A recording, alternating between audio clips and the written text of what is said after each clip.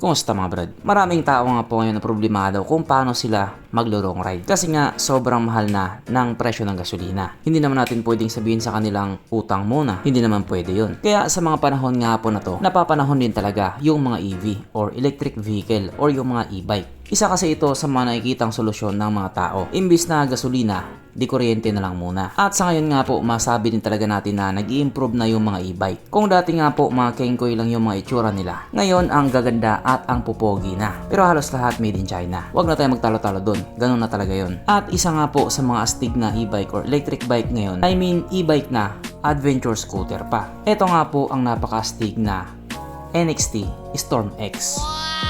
So ano tingin nga po, hindi mo talaga akalain na electric bike siya. Napaka-astig kasi ng pagmumukha niya. Para nga po itong transformer ng Meralco. Hindi, joke lang.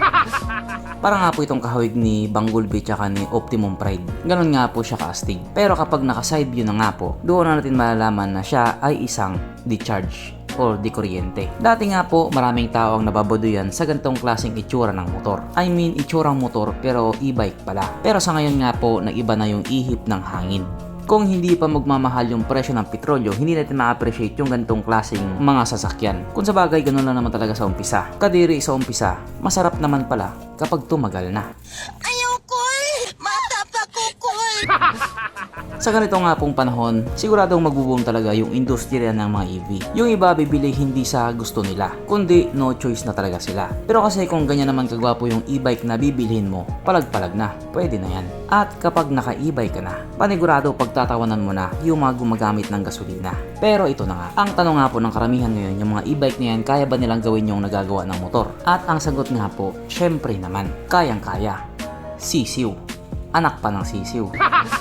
So bali itong NXT Storm X nga po ay kaya nga pong tumap speed ng 105 to 110 kilometers per hour. At yung mga ganong takbuhan nga po, hindi na rin talaga basta-basta yon. Nakakatakot na rin po yun. At yung range naman na kaya niyang abutin ay umaabot lang naman ng 150 to 200 kilometers. Sa isang full charge lang po yun. At ang kadalasang bayad nga po sa isang full charge ay nagkakalaga ng 30 to 50 pesos. Pero pag sa bahay nyo naman, libre lang yun. At kung susumahin nga po natin mabuti sa presyong 50 pesos lang na full charge, umaabot na ng 150 to 200 kilometers yung kaya mong puntahan, talagang sulit na sulit. Doon pa lang mapapaisip ka na ng malala. At yung charging time naman ito ay maabot ng 3 to 4 hours. Pero syempre hindi naman siguro araw-araw ka mag-charge nito kasi I mean kung malapit lang naman yung trabaho mo or yung pupuntahan mo. Maliban na lang kung maglo-long ride ka. At itong e-bike nga po na ito ay meron ding mga malulupit na features. Yung braking system nga po nito ay pares na pong naka-disc brake harap at sa likod. At kung mapapansin nga din po natin, naka-inverted fork na po siya.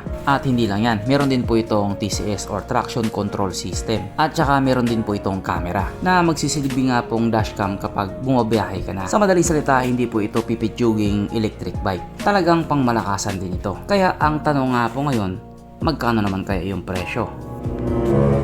Ito lang naman ay nagkahalaga ng 144,888,000 pesos.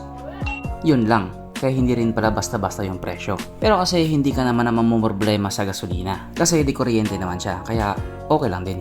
Dito ka mamumroblema kasi wala pa rin tayong bounce key. Bye.